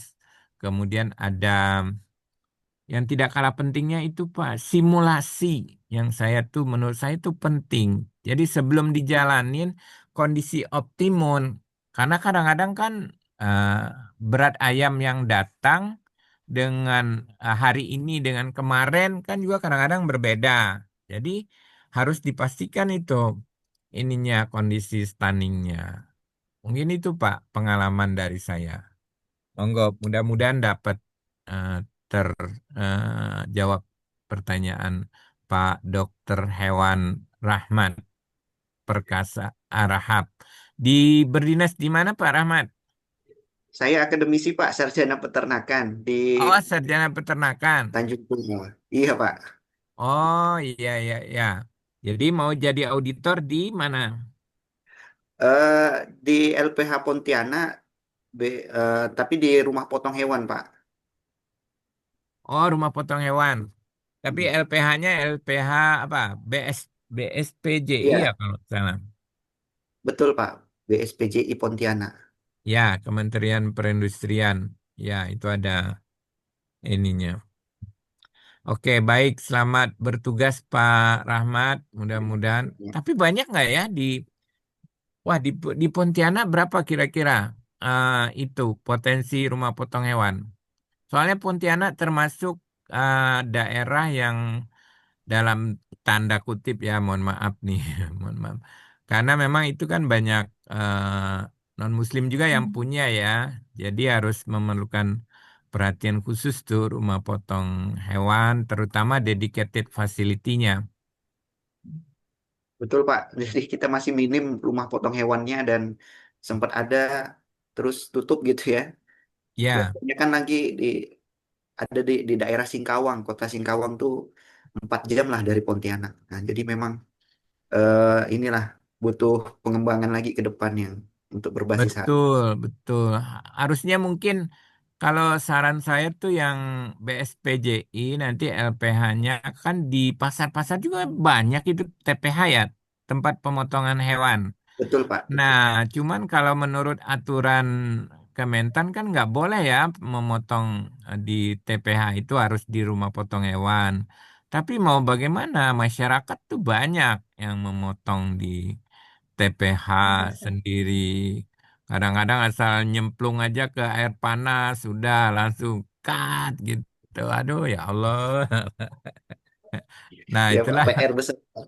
iya PR besar itu bagaimana memastikan bahwa yang eh, dikonsumsi kan akhirnya itu dijual belum belum jelas itu statusnya. Jangan-jangan dia setelah di air panas tuh udah mati, nggak dipotong lagi, udah langsung ada yang langsung dicekek aja gitu. Iya, begitu Baik, terima kasih tantangannya Pak. Pak Rahmat ya. Mudah-mudahan Bapak sukses jadi auditor halal. Amin. Terima kasih Pak Adisam. Baik, Iya. sudah cukup terjawab ya Pak Rahmat. Selanjutnya mungkin Bapak Ibu ada yang ingin berdiskusi dengan Pak Oh, Adisam, ada silakan. Ibu Retno nih, raise hand. Oke, Iya silakan Pak. Ibu. Oke Mbak, makasih. Iya. Maaf Pak, saya dari Pontianak juga, kawannya Pak Rahmat tadi. Oh, Ya, Ibu sama-sama. sekawan ini ya. Iya. Jadi kami rencananya gitu ya, eh, mau apa di bawah LPH BSPJI Pontianak ceritanya. Ya, Jadi memang mungkin pertanyaannya awam juga ya Pak ya. Saya juga dosen di Prodi Peternakan sama Oh, teknik. dosen di Ya, Universitas apa, Bu? pada Tanjung Pura, Pak. Oh, Tanjung Nah, Pura ya. Alhamdulillah. oke. Jadi ada beberapa pertanyaan nih, Pak. Satu, kalau misalnya RPH-nya itu milik pemerintah, berarti pelaku usahanya itu di dokumen ya, itu apakah kepala RPH-nya itu, kemudian penyelianya adalah dokter hewan, apa seperti itu satu. Kemudian yang kedua, eh, di Singkawang, di, tadi itu yang seperti yang disebutkan Pak Rahmat tadi itu, RPH-nya itu ada dua ya, RPH babi sama RPH sapi. Tuh. Hmm, Tetapi dokter hewannya hanya satu, kalau nggak salah di sana satu itu. Jadi dia eh, wilayah kerjanya tuh di dua tempat itu. Nah, bagaimana ya. cara cara ini yang memastikan bahwa apa tidak ada terkontaminasi antara babi dan sapi tadi itu. Nah, kemudian yang ketiga di RPU kalau yang tidak ada ruang pelayuan atau edgingnya, gitu kan, apakah kami sebagai auditor bisa menyarankan untuk membuat atau apa ya membangun gitu ya ruang pelayuan atau edging karena mengingat alasannya eh, daging karkas yang sudah dipotong itu tidak lama gitu jadi tidak lama Ya. di RPU itu kemudian langsung dibawa oleh ownernya masing-masing gitu seperti itu. Oh, iya, iya, iya. Kemudian yang berikutnya RPU di Pontianak juga ada Pak di sini rumah potong unggas khusus ayam broiler milik Carun Pokpan sebetulnya ya. Ini sangat modern sekali, besar sekali. Ya. Eh, Meskipun sekarang ini kayaknya sudah sedang tidak beroperasi gitu katanya, tapi katanya sudah mau beroperasi lagi karena tidak sesuaian apa namanya kapasitas gitu. Nah, di sana juga tidak menggunakan stunning, Pak. Oh, manual ya. Saya beberapa kali ke sana tuh di RPH yang semodern itu, gitu, RPU semodern itu tidak menggunakan stunning. Nah, eh, dengan demikian, kalau misalnya auditor menyarankan untuk melakukan stunning, untuk menggunakan apa prosedur stunning, apakah kira-kira bisa? Gitu. Hmm. Itu, Pak. Terima kasih. Baik. Tadi yang pertama mengenai lokasi ya, Bu, supaya dia tidak ini. Sebagai auditor, saya juga sempat pernah mengalami kecele ya, kecele. Kecele itu gini. eh saya udah datang jam 11 malam ya. Jam 11 malam karena dia potongnya jam 1. Eh, saya tuh lupa. Yang saya lihat tuh kiri kanan ya agak depan gitu. Ternyata agak pojokan ke belakang. Ternyata ada, kebetulan itu punya pemerintah ya ininya ya. Agak pojokan karena udah malam gitu. Ternyata setelah siang hari saya lihat itu pagi-pagi ternyata agak ke belakang tuh ada rumah potong babi. Nah, itu tadi kuncinya kita harus melihat secara detail lokasi tadi ya, Dena, ininya. Kemudian sejauh mana itu jaraknya, apakah sudah terpenuhi. Kemudian tadi kan disyaratkan tidak ada lalu lintas orang pindah dari eh, tadi rumah potong yang ada babi, kemudian ya, kayak itu kan nggak boleh itu sesuai yang tadi ditetapkan oleh peraturan lah ya kriteria. Nah, kita tadi sebagai auditor ya kita harus memastikan itu. Nah, tadi pertanyaannya, tadi dokter hewannya satu ya. Nah, dokter hewan satu, kemudian tadi sebagai yang eh, pemilik atau itu yang apa namanya Pelaku usaha. pelaku usahanya adalah yang pimpinannya tadi Bu, itu sebagai ininya. Komitmennya ya, karena dia kan yang sebagai pimpinan, kalau nggak salah itu eselon 3 apa eselon berapa ya yang tertinggi Bu ininya di sana. Nah, itu yang sebagai pimpinan. Nah, beliau itulah yang nanti membuat komitmen, kemudian juga apa namanya, sebagai pelaku usaha tadi adalah tadi yang apa namanya eselon 3 atau eselon berapa yang sesuai dengan ketentuan. Jadi pelaku usaha itu berarti yang pengelola tadi kan dari pemerintah ya Pemda biasanya yang itu Bu ininya. Itu terkait mengenai ini kalau tadi dokter hewannya sebagai penyelia halal juga nggak ada masalah. Kan persyaratan penyelia halal yang penting dia kan Muslim, dia sudah ikut pelatihan dan dia mengetahui apa namanya cara sembelih yang baik. Even dia walaupun dia kadang-kadang walaupun dia bukan sebagai juru sembelih halalnya. Nah, mengenai jumlah tadi kalau saya lihat pertanyaan Ibu, kalau dia dokter hewannya satu, terus nah saya tuh kurang paham tuh kalau aturan minimalnya berapa. Mungkin teman-teman dokter hewan sesuai ketentuan dari em, apa namanya Kementan atau Direktorat Veteriner itu seperti apa.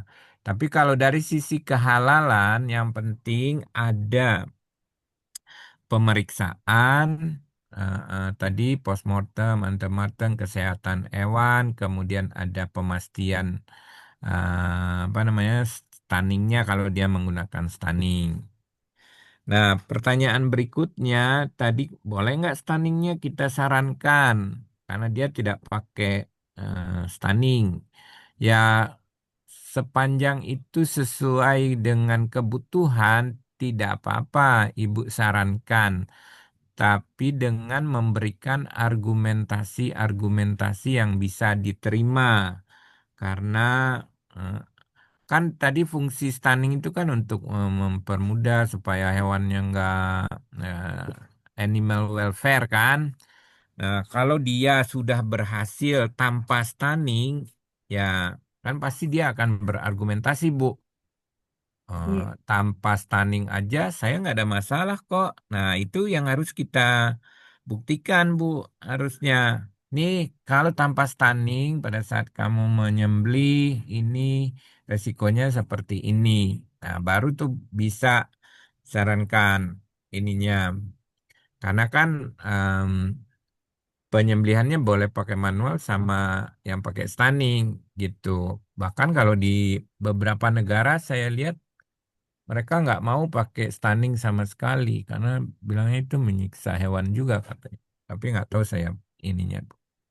Kemudian tadi mengenai ruang pelayuan karena alasannya tadi udah langsung diambil eh, ininya. Nah, kembali lagi ini case by case ya, Bu. Kalau pengalaman saya eh, ada ruang itu. Tapi kembali lagi seberapa lama cepatnya itu pemilik mengambil.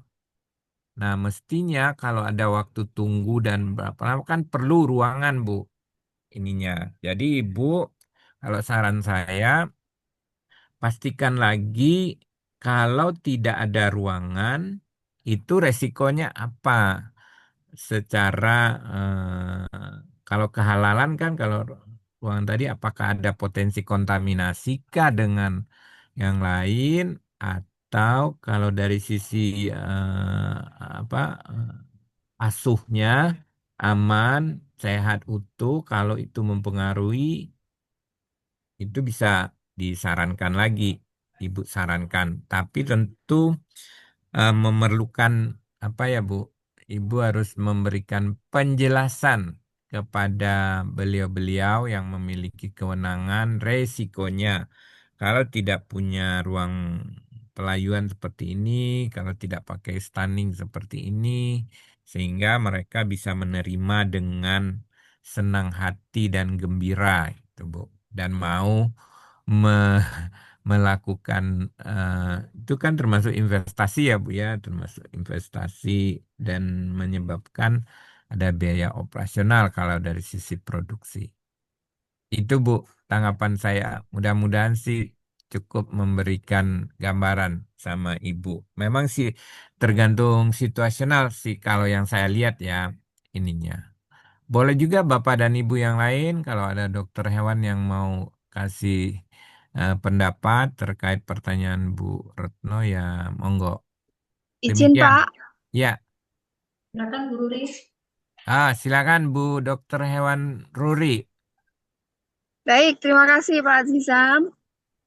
Mohon izin mungkin sharing sedikit soal stunning ya. Ya, Eh, memang kalau untuk unggas dalam jumlah besar mungkin stunning itu akan memudahkan gitu ya untuk RPU unggas dalam jumlah besar.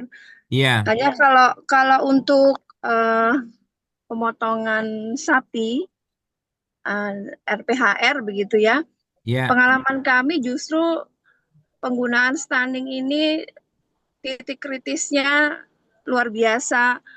Eh, Kegagalannya tuh lebih sering daripada dia bisa tanpa stunning begitu. ya, Kegagalan untuk mencapai kehalalannya tuh sulit Pak dengan menggunakan stunning untuk RPHR. ya, Jadi stunning itu kan memang digunakan khusus untuk sapi-sapi Australia gitu ya. Jadi ya, karena permintaan dari Australia kalau tidak ada stunning dia boleh menggunakan Mark IV gitu ya yang hidrolik, dia direbahkan dengan hidrolik betul. kemudian disembelih tanpa harus dijatuhkan. Ya, Tapi kalau untuk sapi-sapi lokal rasanya tidak perlu menggunakan stunning. Jadi hmm, sebaiknya mungkin sebisa mungkin kita justru menghindari stunning gitu ya Pak, karena ya, risiko kegagalannya besar dan kita beberapa kali menggunakan stunning dan tidak lolos gitu. Akhirnya ya, kita bikin makfor gitu ya karena kita motong sapi Australia, jadi mau tidak mau kita buat makfor, jadi tidak pakai stunning tapi dijatuhkan dengan smooth gitu. Akhirnya ya, bisa mendapatkan sertifikasi halal. Itu bisa, mungkin pertama sharing tentang stunning Pak. bisa. Ya Bu, Kemudian terima kasih Bu. yang kedua Pak, eh, memang kami ini di daerah saya di Lampung Pak ya. Oh iya, mangga. Saya di Orang Lampung, Lampung. jadi kebetulan eh, subjek objek audit kami itu kebanyakan adalah TPU dan TPH begitu ya. Jadi Oh gitu. pemotongan kecil-kecil Pak. Jadi yang mungkin tempat pemotongannya seadanya begitu ya. Tempat pemotongannya seadanya tanpa IPAL, tanpa eh, Iya, tanpa APD dan lain-lain lah yang tadi disebutkan gitu kan. Jadi iya, di lapangan tentu saja kami juga mengalami kesulitan untuk menerapkan yang tadi disebutkan semua. betul.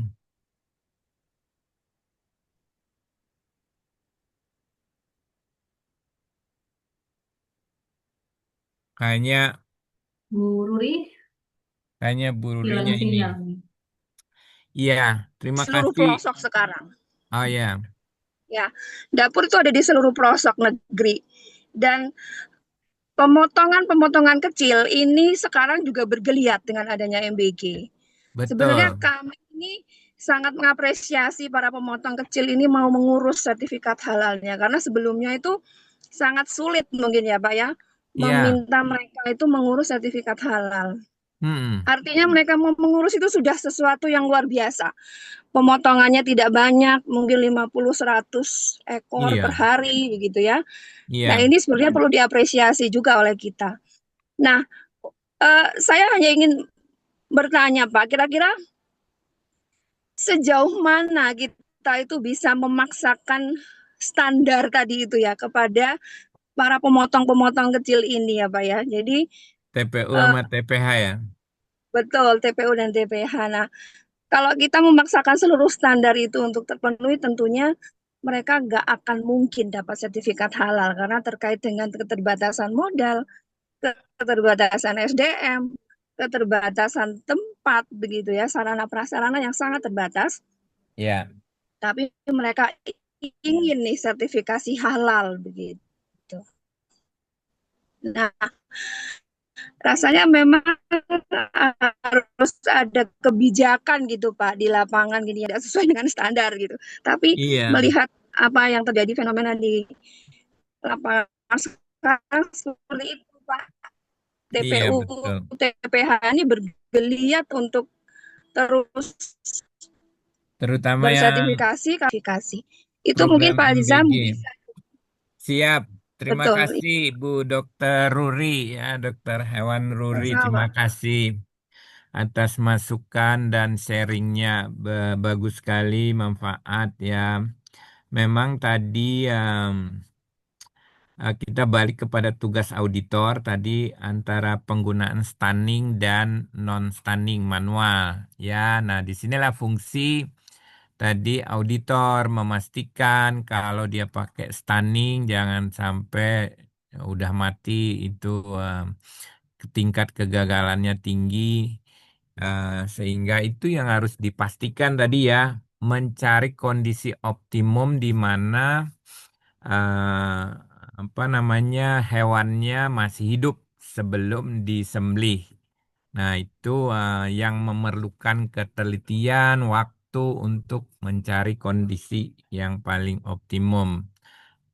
Berdasarkan kondisi masing-masing. Tadi ya, kalau beratnya sapinya beda kan pasti nanti situasi standingnya juga berbeda seperti tadi yang sampaikan. Nah, kalau pendapat saya itu dikembalikan tadi mau pakai standing atau tidak. Nah, kalau memang itu tidak bisa menjamin ya otomatis em, kan setelah di stunning tahu-taunya hewannya udah mati gitu kepala apalagi kalau sapi kepalanya udah retak ya Bu ya.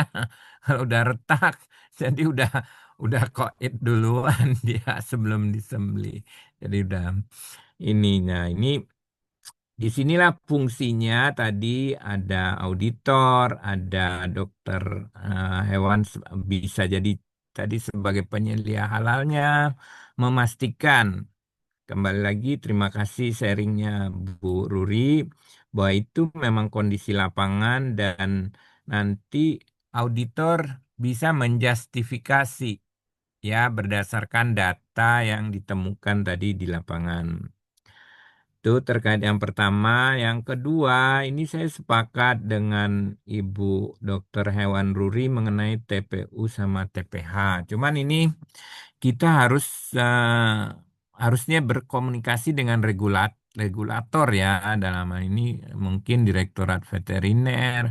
Bagaimana ini penanganan TPU sama TPH ini? Rasa-rasanya ya sudah beberapa tahun gitu dibicarakan ininya terkait TPU sama TPH ini.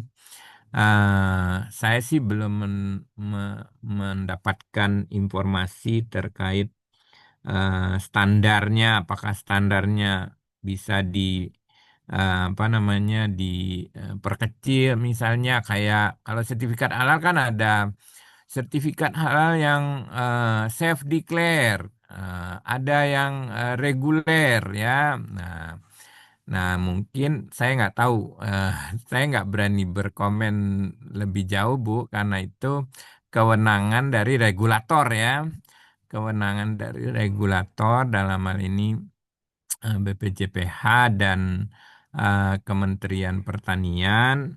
Nah, memang itu kenyataan bahwa sekarang dengan programnya MBG itu kan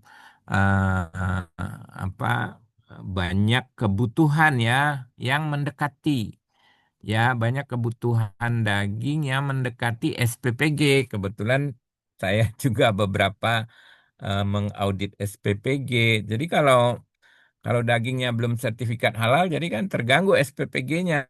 Gimana mendapatkan daging yang halal? Padahal itu persyaratan di SPPG, persyaratan. Sementara kalau mau beli daging yang udah ada sertifikatnya halal agak jauh ke ibu kota kabupaten atau malah lebih jauh. Nah, biasanya saya sih eh, menyarankan dibuat kontrak dengan rumah potong hewannya, jadi bisa pengiriman secara rutin ya. karena itu yang memiliki sertifikat halal. Tapi itulah masukan ya Bu ya, kondisinya, regulasinya mungkin eh, kalau Ibu punya saluran ya, mungkin Halal Institut juga nanti saya semalam juga sempat bicara sama Direktur Halal Institut ya. Ini gimana penyelenggaraan rumah potong hewan tadi ininya. Bahkan kata mereka panas kepala saya mikirinnya. Jadi saya bilang, regulator harus panas Bu mikirinnya. Gitu. Nah, apapun itu kondisinya, kalau menurut standar kan harus ada apa yang tadi yang kita terapkan itu. Mungkin nanti saya nggak tahu eh, apakah ada Bu asosiasi atau apa ya komunitas TPU atau itu bisa diusulkan barangkali Bu ke ini ke pihak Pemerintah. regulator ya ke pemerintah buat asosiasi TPU nanti suarakan di situ buat mungkin standar ya standar kalau rumah potong yang besar yang Kecil gitu ya.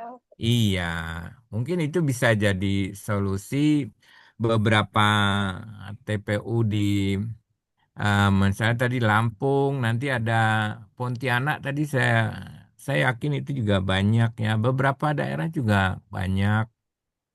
Nah, ini kan harus diberikan solusi ya. Betul, Apalagi Pak. Betul. apalagi kalau untuk mendukung program SPPG, Bu. Pasti nanti pemerintah akan cari jalan keluar tuh, Bu. Mudah-mudahan sih selalu diberikan jalan keluar, Bu. Gimana ininya. Terima kasih Bu Dr. Ruri atas sharingnya bermanfaat sekali buat kita di saya yakin itu hampir di semua daerah ada kondisi TPU dan TPH yang kecil-kecil itu. Ah, Banyak, Pak. Banyak. iya, dari sisi kebutuhan itu juga membantu kan Bu ya, membantu yang terdekat kan ininya Iya. yang terdekat sehingga kan dapur juga nggak jauh-jauh belinya gitu di samping itu nggak jauh dari sisi ini. Nah, kalau jauh-jauh kan ada Iya. potensi terkontaminasi mikroba lah sehingga akhirnya kan ada yang sakit perut, ada yang ini jadi banyak aja Biaya ininya. tambahannya juga lebih banyak kalau jauh, Pak. Biaya Iya. transportnya bertambah. Mm-mm. Betul Bu, itu mudah-mudahan nih ada yang dari Halal Institut nanti mohon dicatat disuarakan juga Iya, ke siapa tahu bisa jadi masukan untuk Kementerian Pertanian, Direktorat Kesmafed bisa membuat regulasi khusus untuk RP, TPH, TPU TPH, skala TPU. kecil gitu. Ya, iya Ya, baik. jadi tidak dicatat ya. serigid NKV Baik. gitu. NKV itu kan luar Iya, biasa. uh-uh. Ya mudah-mudahan sih nanti kita catat juga ya dari Halal Institut juga kita catat masukan dan ini dari Dokter Ruri. Terima kasih. Mungkin masih Terima kasih, ada Pak. satu yang mau bertanya lagi. Silakan Bapak Ibu, kita masih ada waktu sekitar 6 menit lagi sebelum sesi materi ini habis. Terima kasih Bu Dr. Ruri tadi untuk masukan dan sharingnya. Nanti sudah saya catat, sudah saya notis. Mungkin nanti jika ada pembahasan terkait dengan ini ya sesi FPH dan TPH dengan BPJPH dan regulator lainnya akan kami sampaikan. Baik, Ya, silakan terima Bapak Ibu. kasih. Masih ada yang ingin berdiskusi atau ingin sharing mungkin Bapak Ibu? Kayaknya Atau kayaknya sudah cukup? udah khatam hari terakhir ya hari ini ya. Iya betul hari terakhir ini untuk kelas advance Pak Adisam khusus untuk tadi peternakan dan juga dokter hewan ya terkait Iya, kayaknya pendalaman udah pendalaman di udah ruminansi ya. mulai lelah dari hari Senin, tugas Tuh. PR ya. Waduh, Masya Allah. Ya, baik jika tidak ada yang ingin sharing ataupun berdiskusi lagi, Pak Adisam mohon izin karena materinya masih belum di-share, mohon berkenan untuk bisa di-share ke Oh iya iya peserta iya iya. mungkin Bapak. Siap siap. Ya, Karena ini kan baik. topik baru ya. Iya, khusus ya. betul. Sebelumnya pernah ada pembahasan sesi khusus untuk ruminansia, namun sudah lama dihilangkan ya Pak ya, tapi sekarang diadakan kembali. Sekarang diadakan lagi, Diadakan Masya kembali. Allah. Karena regulasinya mengatur memang seperti itu. Baik Pak Adisa, mohon berkenan mungkin memberikan closing statement untuk para calon auditor dan yang sudah menjadi auditor halal. Baik, terima kasih ya Bapak dan Ibu semuanya atas waktunya, atas mudah-mudahan apa yang kita bahas ini bermanfaat, menjadi berkah. Sekali lagi, auditor halal adalah ujung tombak dari ulama, ujung tombak dari yang membuat keputusan, sehingga sangat berharap kepada Bapak dan Ibu semuanya sebagai saksi dan wakil ulama di lapangan, sehingga ini akan membantu dalam membuat keputusan dan memberikan kenyamanan kepada pengguna atau masyarakat dalam status kehalalan.